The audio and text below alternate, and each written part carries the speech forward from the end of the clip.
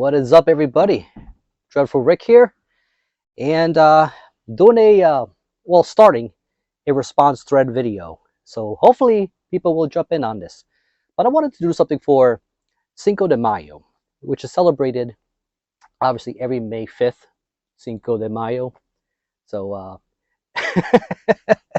I don't think it's something that it's celebrated pretty much everywhere. It's actually a Mexican holiday.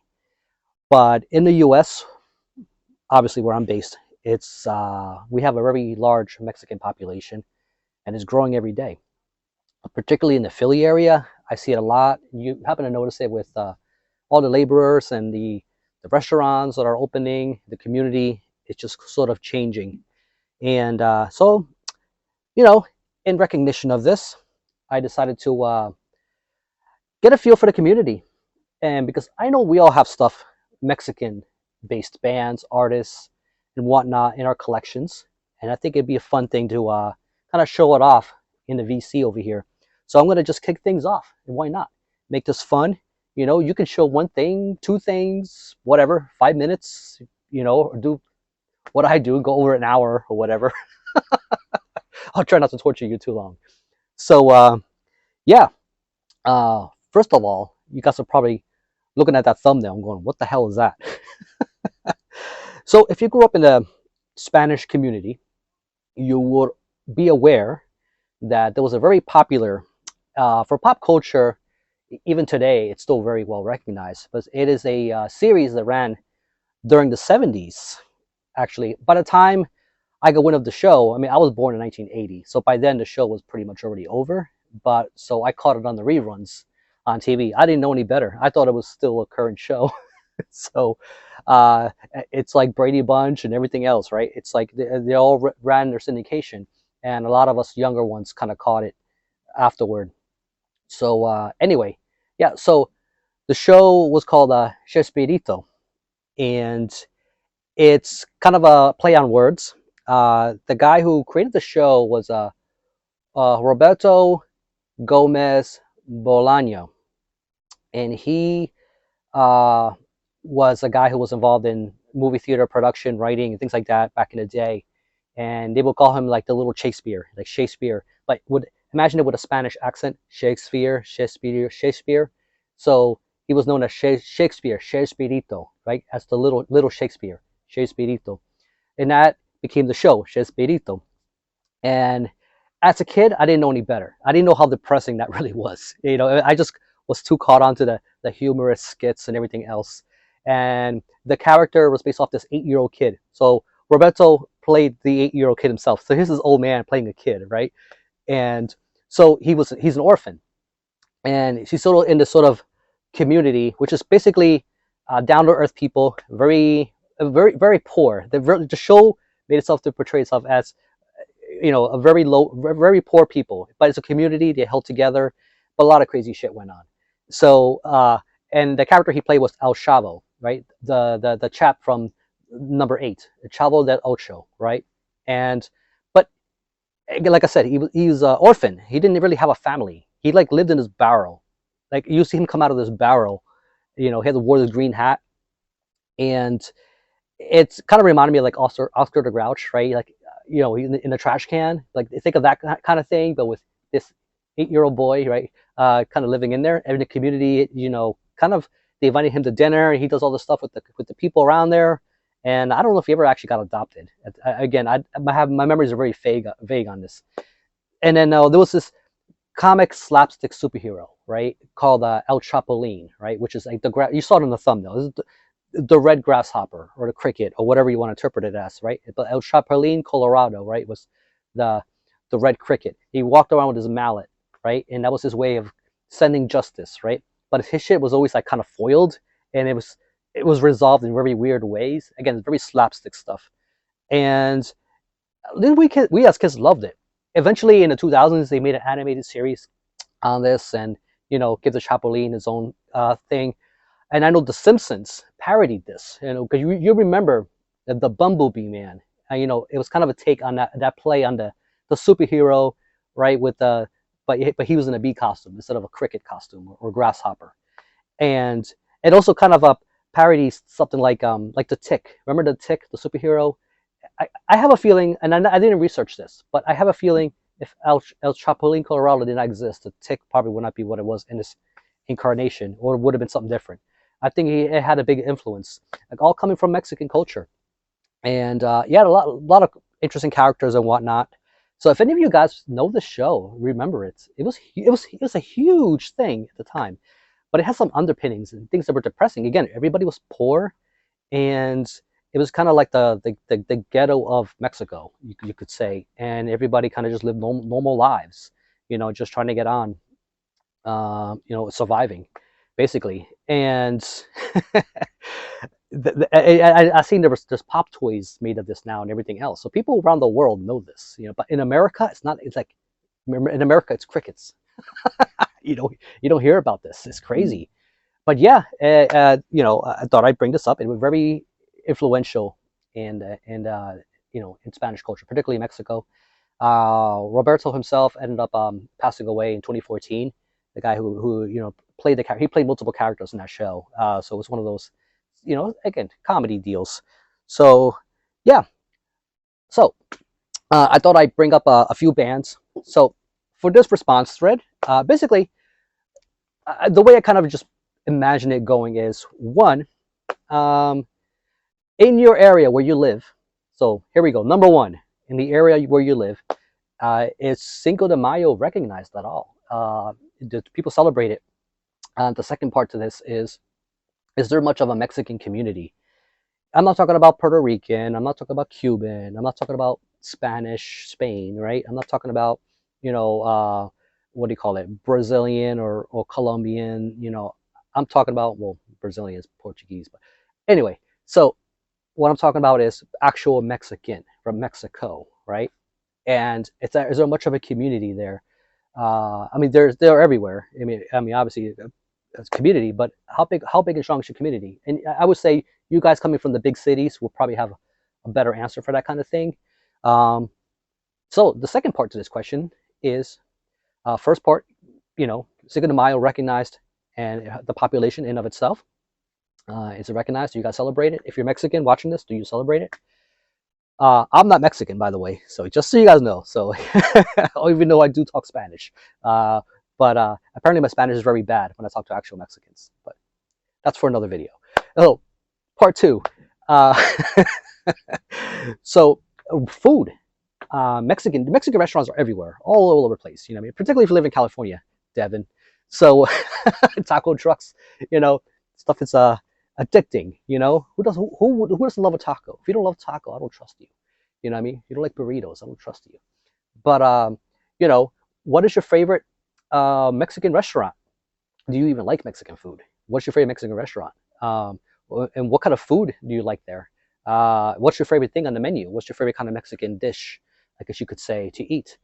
So I'll give you my answer. And there's a place down in South Philadelphia called El Jarocho. El Jarocho. This old man, you can tell he's got that stink of the working man. You can look at his hands, and it's very rugged. This is a man who's been hands-on all his life. He's very weathered, but he has a passion. He's got a very passionate thing about him. And he has a daughter who works in this restaurant too. All grown, again, the guy's quite old. And I've eaten quite often, have conversations with him. I call him El Señor, right? Trying to be respectful. And it's pretty cool kind of just interacting with people like this in the community and everything else. And just and the reason I love that restaurant is because everything really does taste like an actual kitchen, like not like a commercial kitchen. It's like homemade. Everything's just done right. The tacos are like a double tortilla. It's got all the fillings and everything else. You get really nice sized portions, and the menu is very varied. But between the Mexican restaurants, you get people from all different flavors, right? So you get the Mexico City flavor, you get the Jalisco, you get people from all Yucatan, just all these different regions of Mexico that have their own sort of style and vibe in the way they do stuff. So El Jarocho is my go-to joint. I love something called the huarache, which is kind of like a long soft flour with meat. It's kind of laid out like this, and it's meat over it, and lettuce and tomato and a bunch of other stuff. You know what I mean? So you can have that all different forms. Some people like it in like an actual taco to hold in your hand. I like something I can cut with a knife and fork too. Like I feel like it's an actual dish, which is pretty cool. So that's my second part of the question, food. So number three. So the third part of this question is kind of broken down in music or items in your collection that's of Mexican influence or origin. So bands, particular bands, maybe just certain artists. Do you have any Vicente Fernandez, right? Albums. So it'd be cool to see some of that kind of stuff. Also, anything if it's not actually from Mexico, like again, if it's an American band or whatever, but maybe there's something on the cover, art, something about the actual music that has something Mexican on it. Maybe a bottle of tequila, you right, or Corona. Maybe there's a sombrero somewhere. I mean, it doesn't have to be from actual Mexico, but it'd be cool. I mean, double points if it is. So, yeah, thought you might dig that. I've got some food with me. What I mean? So I decided for the event, why not celebrate this occasion? So I'm dropping this a little early to get this time to sort of circulate and pick up before the actual May 5th event. So I got a jarrito over here, pineapple. Comes in all different kinds of flavors. They got tamarind, they got lime, grapefruit. I feel like, and it's made with real sugar, real freaking sugar, man. Like, it's not that corn syrup stuff. You want you all know about the Mexican Coke. You want the real shit. You know what I mean? This right here, it's Mexican soda, very popular. You could buy these in, I think, the 2 liters too. You know what I mean? So I go easy on it. I don't want diabetes. I got my habichuelas. I got my beans over here. So yeah, I got my rice. So I didn't get this from El Jarocho because they're based in Philly. I'm actually in Jersey right here, and so I went to a local joint over here called El Tejas, and then I got the main deal right here, which is Brian. If you're watching, I got my chimichanga. This is tinga, which is chicken. It's a spicy chicken. Look at that. Feast your eyes. I can hear you guys watering right now. So yeah, this thing about, if you guys don't know what a chimichanga is, man, it's basically a fried burrito. It's like a burrito is already it's already too delicious. You know what I mean? The comfort food and that kind of thing, crazy. You know what I mean? Who gets tired? I could eat a burrito every single day and I get tired of it. But if you're gonna fry that thing, that's an unfair advantage. That's the anabolic steroids of the food world. You know what I mean? If you're gonna fry something like this, you're gonna fry the burrito. It's just TKO. I'm done. This right here is gonna put me in a coma. That's why I'm not eating it quite yet. So, any other items you have? Do you have movies you like? Mexican movies, stuff like that. So you get my gist. Okay, part 1, part 2, part 3. So I'll show you one of my favorite movies from one of my favorite directors in the I guess early, all through the run of the 90s. This guy Robert Rodriguez. You know what I mean? Worked a lot with Quentin Tarantino. You guys know where I'm going with this. Made one of the best vampire movies of all time. One of my favorites. You know what I mean? Okay, maybe it's a stretch of all time, but one of the funniest. Cheech Marin, all these guys are in there. From Dusk Till Dawn. And you guys know Salma Hayek, the band, Tito and Tarantula. Shit, I actually had the soundtrack. I forgot to pull it from Dusk Till Dawn. But that's one that I will pop that every now and then. You know what I mean? And then there's the other run of movies he did, which is with Antonio Banderas. Antonio Banderas, by the way, who's not actually Mexican. He's a Spaniard posing as a Mexican. You know what I mean? But pulled it off well enough anyway. And so it was a trilogy that he ran, was El Mariachi, right? The first one, which I think dropped around 92, something like that. It's one of his early, Robert Rodriguez's early movies. And then there was the sequel, which I think that's the one where things really kicked off with Desperado right here. And good shit. And then was it 2001, 2002? I forget the exact year. But then there was a Once Upon a Time in Mexico. Kind of ended that series right there. Johnny Depp was in it. It's like there was a whole cast of people making appearances in there. Cheech obviously is in it too, and Quentin Tarantino. It's just like, it was this motley crew of people. So Antonio Banderas, quite a badass in this. You know what I mean? And Selma Hayek, do they don't need to say more? You know what I mean? Is their hearts floating in the air right now? You know, but shit, man. So this movie opens up with the song El Mariachi, right? A canción, the song of the mariachi, a canción de mariachi, which is actually sung by Los Lobos. Los Lobos was it's a band out of L.A. They're not actually from Mexico. They're Mexican, but they're not from Mexico. They're based out of L.A. And their first album was just another band from East LA, which is in Spanish, right? But they wrote it in Spanish. Their first album was all in Spanish, and then they made their big label debut. The first one was self-released, and then they put out their second album, and this is their English, I guess, introduction, you could say, their first big English album, and it was How Will This Wolf Survive? Dropped around '84, and this band plays. I think they're so versatile. They play rock, pop, swing, obviously Mexican folk. They can do the flamenco thing. They do it all. They fucking do it all, and they know how to write really good songs. Great fucking band. I don't hear people in the VC talk about them much. Obviously, a lot of the stuff that I do is metal centric, but outside of that sphere, they've got some good hits. They ended up putting out a compilation of all their stuff. I actually bought this in the '90s in a BMG when I was in the subscription service, and they named it after their first album. Just another band from East LA, Los Lobos. All right, you got this fascination with wolves. Great songs. El Cuchipe, which is Spanish, and then you got River of Fools. Check out River of Fools. I love that song. Again, Will the Wolf Survives on this. And then and again, a lot of you guys, especially if you're my age, we would have been first exposed to this band from that La Bamba movie, right?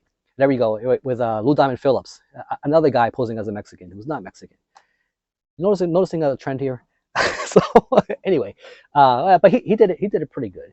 Really good movie, pretty sad, and about the life of Richie Valens, who ended up getting killed in a plane crash. I think Big Bopper was on that plane, and Buddy Holly. Yeah, but a really good biopic. If you guys have never seen it, please please watch it. La Bamba, the actual movie. They did a rock rendition of La Bamba. Well, it's a rock song, but they made it give it a more modern touch. They did a really good job on this. So anyway, Los Lobos are the ones who did that opening song for Desperado, la canción de mariachi. So we got Antonio Banderas here lip syncing to the whole thing. You know what I mean? But it's a cool opening scene. He's hitting people in the head with the guitar and shit like that and whatnot. So Robert Rodriguez has a thing about having bands, about in his movies, just like From Dusk Till Dawn, right? So yeah, definitely recommend. This is my favorite out of the three of the trilogy. And Robert Rodriguez went on to do a bunch of other stuff. Great director. Competing with the other Spanish-speaking directors, and like who's the other guy? There's a few out there, but all right. So let's get on and talk about some stuff that I pulled, and so you get an idea of kind of what I'm looking for here. So yeah, talking about music. So for my first pull, actually, so I'm gonna ease you guys in. So I'm gonna start with some non-metal, and then get to the hard stuff as we progress. So some of you guys may be familiar with this group. They're actually a big name. Like they're more like a world band, even though they originated from Mexico. So this is Rodrigo Y Gariela, or Rodrigo and Gabriela, and this is actually their second album, dropped in '06. So here they are. And they're actually, so if you don't know, it's basically all acoustic. Though they dropped their latest album, there's like electric guitar and stuff going on in there too. So they've evolved. They tend to experiment with all kinds of things, and they work in tandem with each other. And the chemistry with these two people are perfect pairing. They actually used to date for a little while, and once they split, they were still able to keep the sort of professional relationship going on with their career. Really cool stuff. This particular album actually has two covers. You may not recognize it because they add their own stylings and flavors, which I think, for those of you who generally hate covers and don't like when bands do that kind of thing, I can understand that, especially if you're trying to sound like the original song. What's the point then, right? But they tend to keep their own style and flavor to it, and kind of enhance it in their own little way.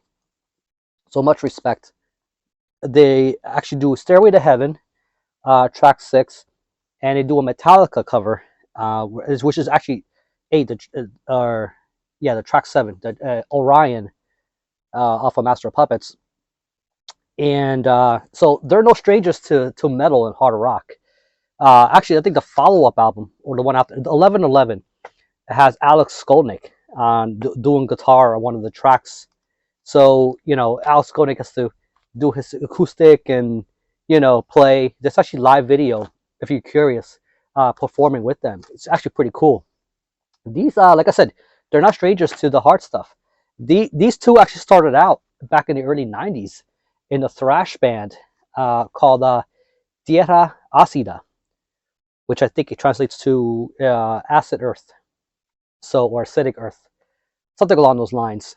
And yeah, it's like balls out thrash, and it's actually not bad. But the band didn't really go anywhere. They released a few demos, and but never released a full length. So they pretty much called it a day.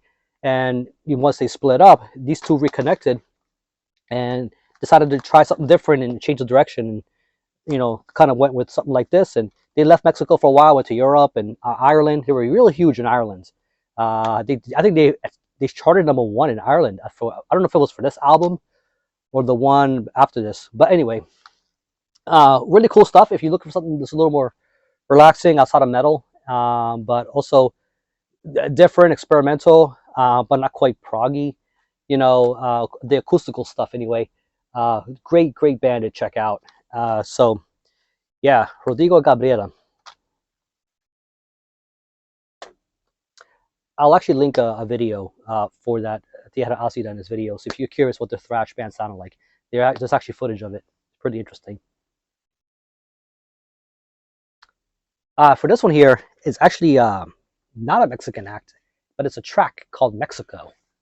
And you guys know, so especially for those of you who are older, Jefferson Airplane has evolved through the years, sort of psychedelic blues and whatnot. But you guys know their lyrics, especially the stuff from during times of Vietnam and that whole era, was very controversial. Their lyrics were songs of protest, quite a bit of it. Think of like songs like White Rabbit. And so Mexico is no different. So I actually have it here as part of a compilation, Jefferson Airplane Early Flight, and pretty cool cover. Who doesn't like a pterodactyl? So yeah, so that's actually next to the last song right here, Mexico, right there. And Grace Slick, she's definitely one woman who speaks her mind and not afraid to voice her opinions. So to give you a little bit of context, the song it's about I guess an act by Richard Nixon, who was president at the time, and they started Operation I forget what it was. It was Operation Recovery Interception, something like that. And it was a way to deal with the marijuana being imported from Mexico at the time, which they thought was out of control. And so they were able to close much of the border from Mexico coming into the U.S. and to kind of take control of the spread of marijuana throughout the population. You got to remember there was a huge stigma and attack, and it was very taboo. Basically, bring up marijuana topics and subjects.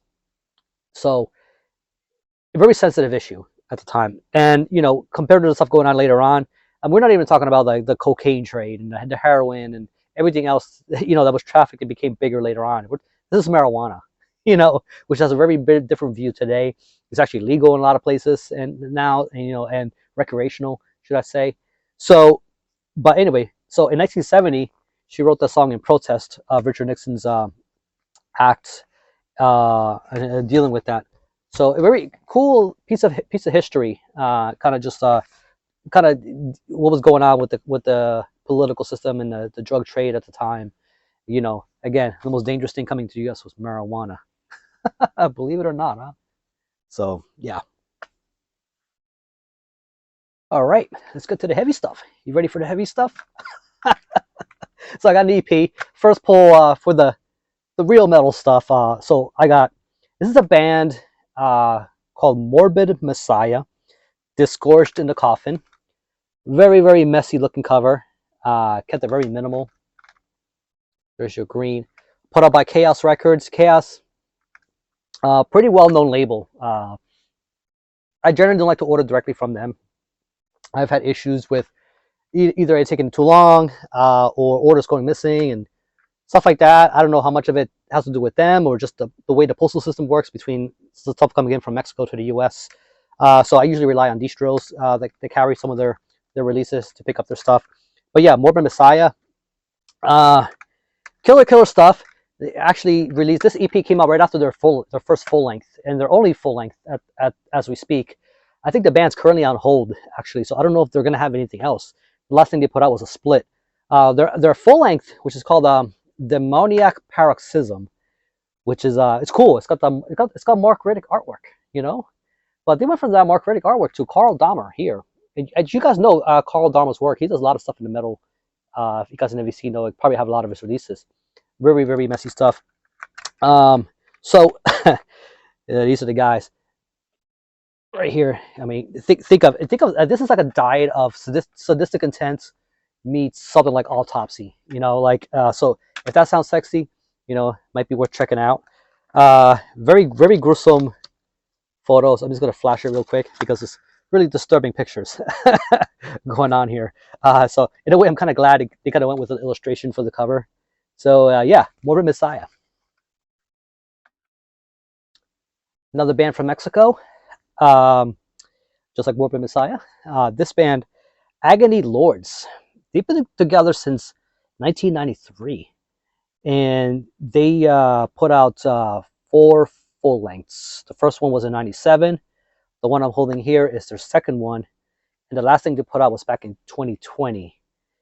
So how do I describe this? So this is their Nihilist Passion album, and I got to be honest, this cover kind of sucks. It doesn't tell you anything about what. If you saw this sitting there, you would like, is this industrial? Is this goth rock? What the hell is this? You know, like there's just no telling what it is. And then the way they use the fonts in the back is 90s as hell.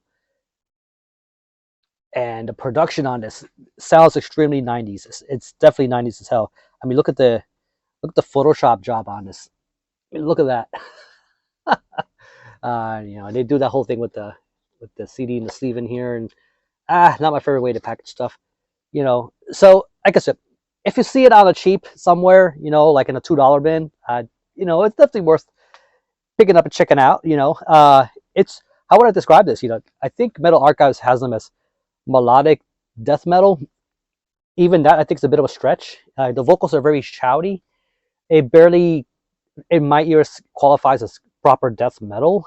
It's kind of a bit of a, kind of like a hard thrashy shout at the same time. Maybe there are moments where it sounds quite death metal. These guys kind of are all over the place. They sound like they have really cool, interesting lead work. They rely a lot on melody to carry the songs through. There are some moments of really good riffing going on. You hear their influences all over the place. But overall, I do get like a gothic kind of just aura about this band. I think they have a lot of gothic influences, even though they probably wouldn't label themselves as a gothic band. But yeah, Agony Lords, Nihilist Passion. Interesting pickup, a very moody listen. If you want something that's quite like one-dimensional and just straightforward, this is probably not the band for you. But if you're looking for something that's a little more reaching out, all different kind of, scratching little different sides of the post, this might be one for you. It's a little on the moody side, again, with a bit of a gothic flavor to it. This band, Winter Moon. There's like a million bands called Winter Moon. So this is the one from Mexico City. And this is their second full length. Ocean Throne Leviathan. So you look at that.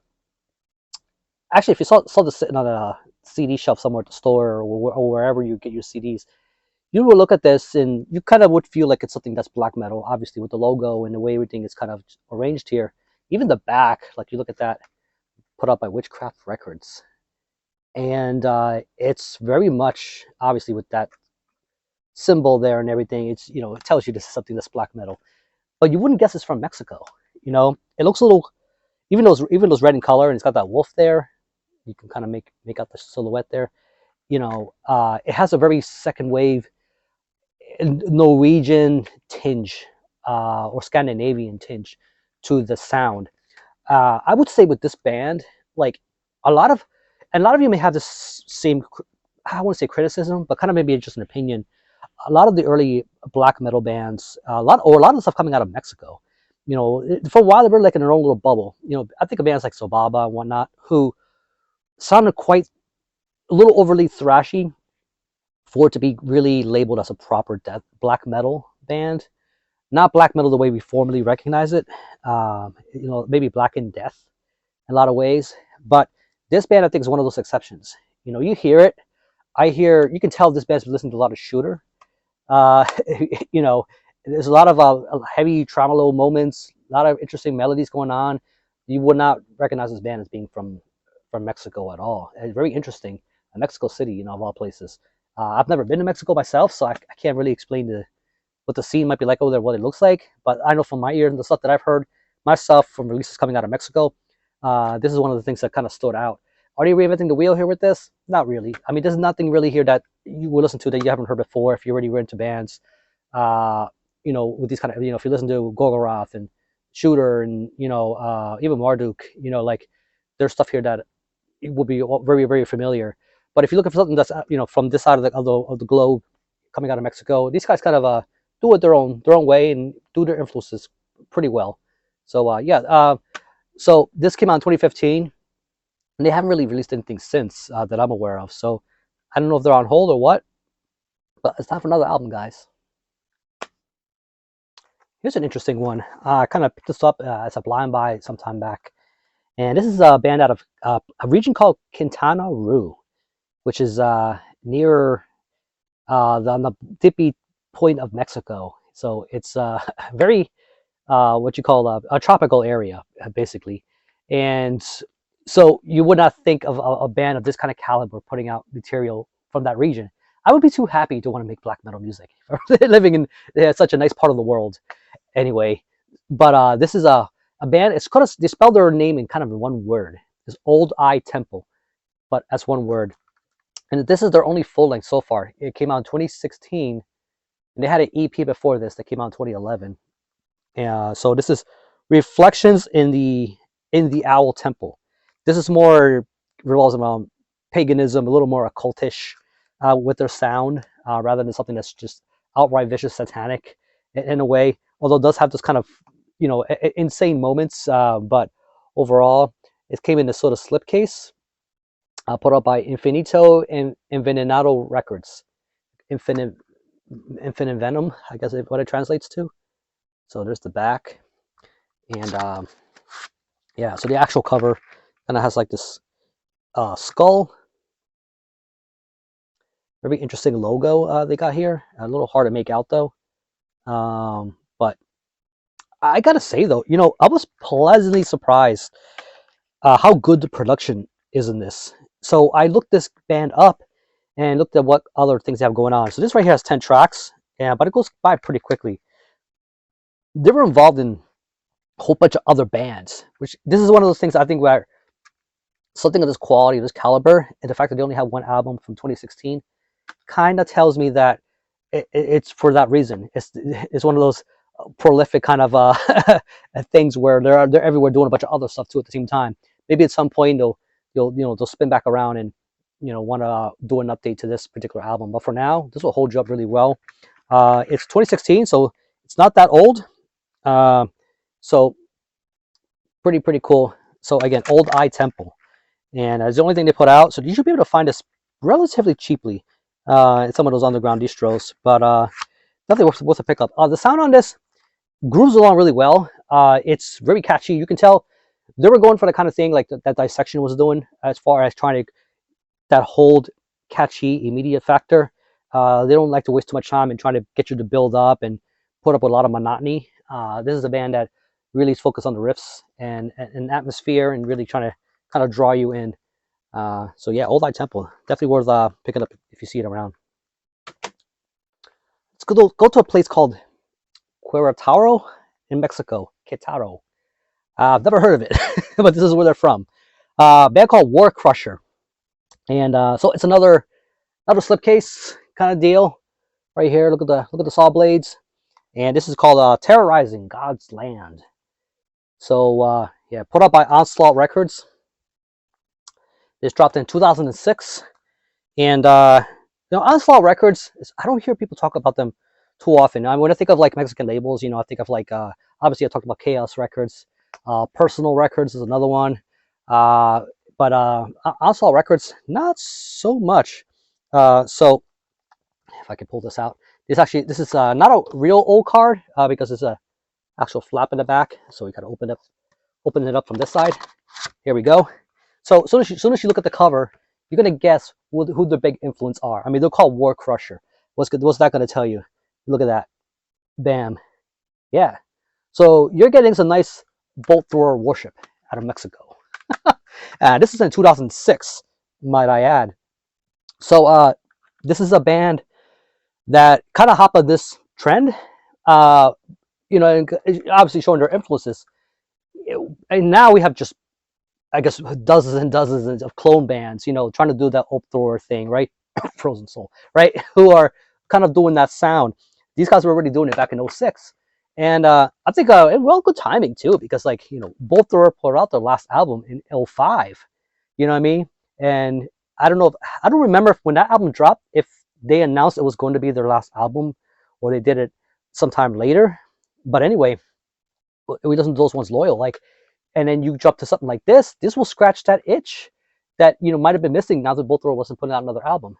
Is it going to scratch the same itch as an actual Bolt Thrower album? Not necessarily. The production's nowhere near as impeccable as the actual Bolt Thrower albums. These guys definitely have more of a raw side to them, more thrashy in the playing, a little more disjointed with the styling, but you can still tell they're going for that war death metal kind of approach with this, and Bolt Thrower is a big influence in just doing their sound. There you go. There's the saw blade, right? So got to do that. So yeah, War Crusher. This is the only thing they put out so far. I think they put out a split in 09, and we haven't heard from them ever since. They might be on hold. But if you see this around, War Crusher, Terrorizing God's Land, check it out. If you like Bolt Thrower, just a little more of a thrashy, raw touch to it, I guess you could say. So there you go. Here's a cool one. This is a band out of Tijuana, of all places, and this is Infernal Conjuration.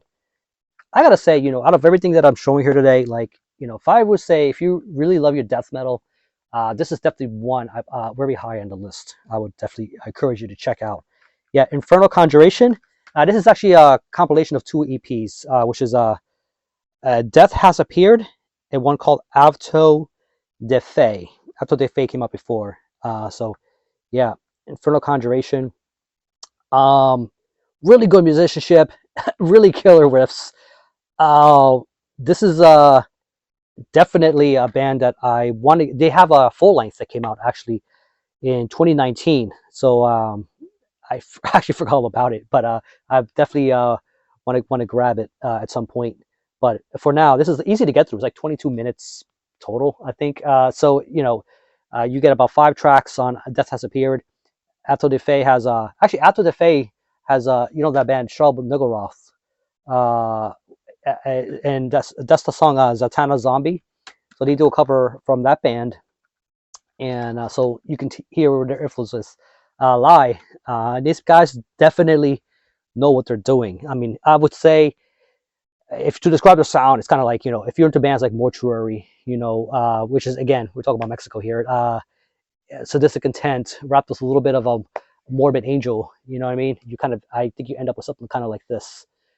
So again, quality bands. These guys definitely show their influences and do it well. So Infernal Conjuration, very highly recommended.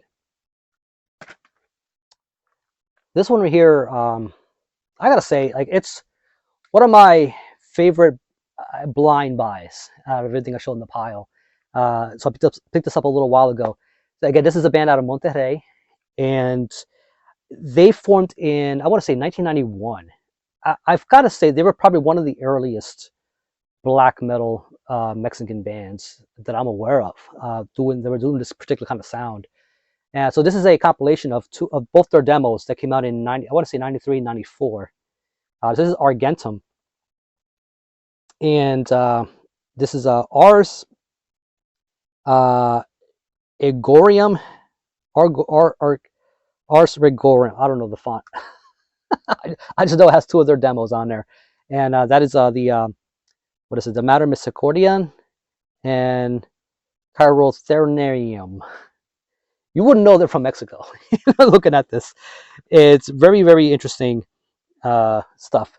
This was put out by who was it? It was uh, Dark Recollection Productions.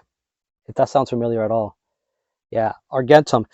This came out during a period too when black metal was not as defined. We were coming out of the first wave, and these guys were going for definitely that evil and dark and occultish kind of thing that a lot of other bands in the underground were going for. These guys didn't have a certain set of parameters that they had to follow. We have to sound like this band or that band. They have definitely a doomed side to them. They rely on a lot of atmosphere. I think of bands like Samael and a Mortuary Drape kind of wrapped into one with a little maybe Abysmal Grief. If I were to think, I don't know if they were aware of those bands at the time, but they were doing this. But I would say that they were definitely kind of playing in that direction. Very, very cool stuff. Again, if you ever check out their full lengths, it's again much higher grade, of course, because they're not demos.